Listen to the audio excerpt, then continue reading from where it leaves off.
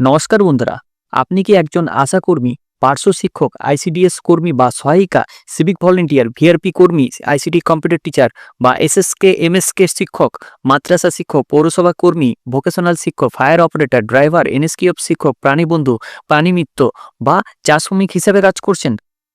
তাহলে আজ আপনার জন্য এই ভিডিওটি ভীষণ গুরুত্বপূর্ণ।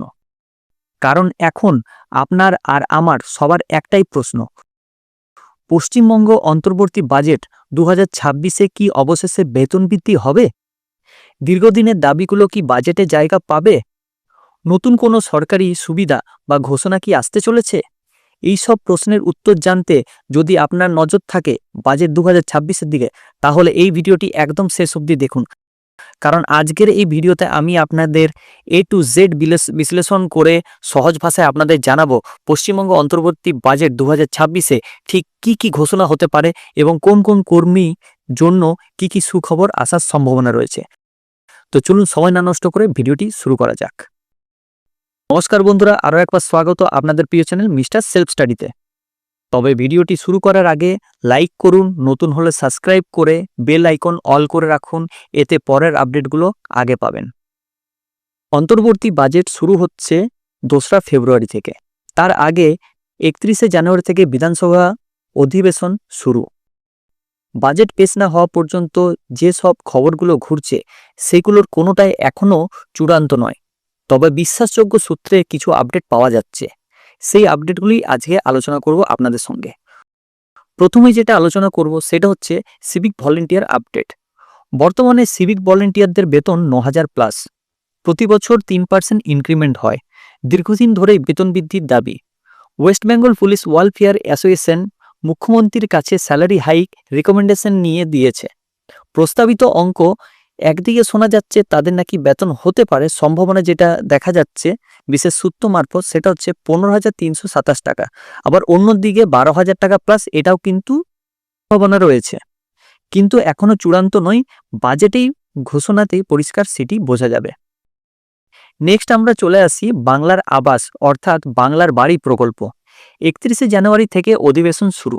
সেই সময়েই বাংলার বাড়ি প্রকল্পে টাকা ছাড়ার সম্ভাবনা। এটি একটি স্ট্রং পলিটিক্যাল সিগন্যাল হতে পারে বলে মনে করা হচ্ছে।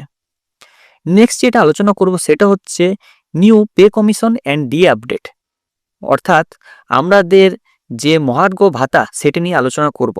নতুন পে কমিশন গঠনের সম্ভাবনা রয়েছে এই বাজেটে। ডিএ বৃদ্ধি হতে পারে 3% থেকে 4%। কেন্দ্রীয় বকেয়া ইস্যুর কারণে রাজ্য খুব বেশি ঝুঁকি নিতে চাইছে না, তবে সামনে বিধানসভা ভোট, তাই জনমুখী ঘোষণা আসতে পারে।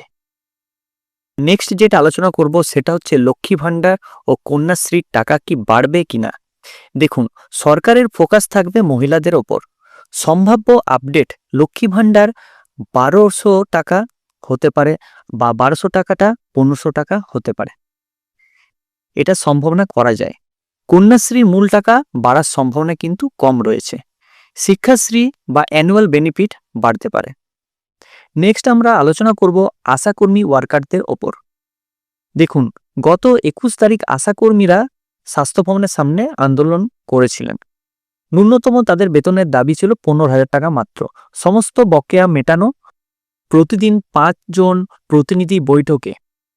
রাজনৈতিক প্রসঙ্গ হলো কিছু নেতাকে আন্দোলনস্থল থেকে ফিরিয়ে নেওয়া হচ্ছে বা ফিরিয়ে দেওয়া হচ্ছে। রাজ্যের অভিযোগ রাজনৈতিক মদত রয়েছে। নেক্সট যেটা আলোচনা করব সেটা হচ্ছে এসএসকে এবং এমএসকে টিচারদের জন্য। তো দেখুন, এনাদের হচ্ছে 3% অ্যানুয়াল ইনক্রিমেন্ট সংক্রান্ত নোটিশ আগেই এসছে, যেটা আমরা সবাই জানি। আমার পূর্ববর্তী ভিডিওতেও আপনারা কিন্তু সেটা দেখতে পারেন। নতুন কোনো বড় আপডেট এই মুহূর্তে কিন্তু বলা যাচ্ছে না, তবে অর্থ দপ্তর গত 3 বছরের কন্ট্রাকচুয়াল এমপ্লয়ি ডাটা সংগ্রহ করেছে। বাজেটের আগে সবকিছু খতিয়ে দেখা হচ্ছে, ঠিক আছে। নেক্সট যেটা আলোচনা করব সেটা হচ্ছে প্যারা টিচার, আইসিটি এবং ভোকেশনাল টিচার। এই পয়েন্টে কিন্তু খুবই ইম্পর্টেন্ট, আমি আরেকবার বলছি, প্যারা টিচার, আইসিটি এবং ভোকেশনাল কারণ এবছর হচ্ছে 2026-এর যে বাজেট পেশ হতে চলেছে, খুবই ইম্পর্টেন্ট রোল একটা ভূমিকা আমরা দেখতে পাচ্ছি প্যারা টিচার, আইসিটি এবং ভোকেশনাল টিচারদের ওপর। সেটা হচ্ছে দেখুন, প্রথমে আমি যে ইম্পর্টেন্ট সাইটগুলো রয়েছে সেগুলো একটু আপনাদের দেখিয়ে দিই। যেমন হচ্ছে আলাদা করে স্যালারি স্ট্রাকচার ফাইল রেডি, আইসিটির মতো পরিকাঠামো হলে এই বাজেটেই ঘোষণা। অর্থাৎ প্যারা টিচারদের কি না স্যালারি স্ট্রাকচার একটা রেডির ব্যাপার কিন্তু অলরেডি রয়েছে, আমরা দেখতে পাচ্ছি তারা কিন্তু নিয়মিত লড়াই করে যাচ্ছেন, তো তাদের দিকটা একটু বেশি গুরুত্বপূর্ণ বলে মনে হচ্ছে। নেক্সট আমরা চলে আসি আইসিটি, অর্থাৎ আইসিটি কম্পিউটার টিচার। আপনারা সবাই জানেন প্রথম থেকে পঞ্চম ফেজ অবধি কিন্তু সরকারের আন্ডারে চলে গেছে, তারা সরকারি সুযোগ সুবিধা, সরকারি স্যালারি স্ট্রাকচার এগুলো পাচ্ছেন এবং সরকারি নানান সুযোগ সুবিধা তারা কিন্তু পাচ্ছেন। কিন্তু আইসিটি যারা 6 এবং 7 ফেজে যারা ঢুকেছিলেন তারা কিন্তু এখনো কোম্পানির আন্ডারে রয়ে গেছে। তারাও কিন্তু আজ দীর্ঘ 4-5 বছর ধরে সরকারের কাছে তারা জানাচ্ছে তাদের দাবি দাওয়া, তারা এখনো অবধি কিন্তু সরকারি নানান সুযোগ সুবিধা সহ স্যালারি স্ট্রাকচার যেটা রয়েছে বা বোনাস সহ তাদের অনেক কিছু যে প্রবলেম রয়েছে তারা সরকারকে জানিয়েছে। এবার দেখা যাচ্ছে যদি 6-7-এর যদি পোর্টালাইজেশনটা হয়ে যায় তাহলে এই বাজেটে কিন্তু তাদের নাম আসতে পারে। নেক্সট যেটা আলোচনা করব সেটা হচ্ছে ভোকেশনাল, প্রাণীবন্ধু এবং ভিআরপিদের, এদের 3% ইনক্রিমেন্ট চলবে, এই একই অর্ডারের আওতায় কিন্তু আসতে পারে বলে মনে করা হচ্ছে। তো প্যারা টিচার, আইসিটি এবং ভোকেশনাল টিচার ইম্পর্টেন্ট রোল ভূমিকা হতে চলেছে এই বাজেটের মধ্যে। এবার দেখা যায় কি হয়। নেক্সট যেটা আলোচনা করব সেটা হচ্ছে চা শ্রমিক।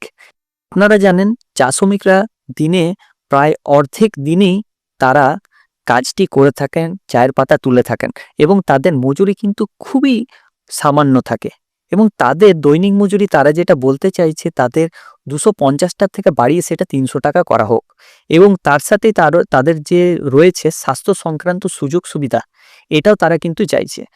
তো এই ব্যাপারগুলিও কিন্তু বাজেটের সাথে যুক্ত হতে পারে বলে মনে করা হচ্ছে। পশ্চিমবঙ্গ অন্তর্বর্তী বাজেট 2026-এ কি অবশেষে বেতন বৃদ্ধি হবে? দীর্ঘদিনের দাবিগুলো কি বাজেটে জায়গা পাবে? নতুন কোনো সরকারি সুবিধা বা ঘোষণা কি আসতে চলেছে?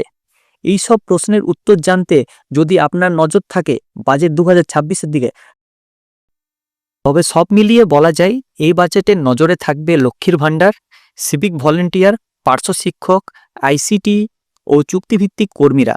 চূড়ান্ত সিদ্ধান্ত আসবে বাজেট ঘোষণার দিনেই। আপনারা কি মনে করেন এই বাজেটে কারা সবথেকে বেশি উপকৃত হবেন? অবশ্যই কমেন্টে জানাবেন। ভিডিওটি ভালো লাগলে লাইক ও শেয়ার করবেন আর চ্যানেলের পাশে থাকবেন। সো ভালো থাকবেন, সুস্থ থাকবেন, ধন্যবাদ। আশা করছি এই ভিডিওটা আমাদের ভালো লেগেছে। যদি ভালো লেগে থাকে অবশ্যই চ্যানেলটিকে লাইক, কমেন্ট এবং সাবস্ক্রাইব করবেন এবং পাশে যে বেল আইকন রয়েছে সেটাকে ক্লিক করবেন নিয়মিত সবার প্রথম সঠিক আপডেট পাওয়ার জন্য।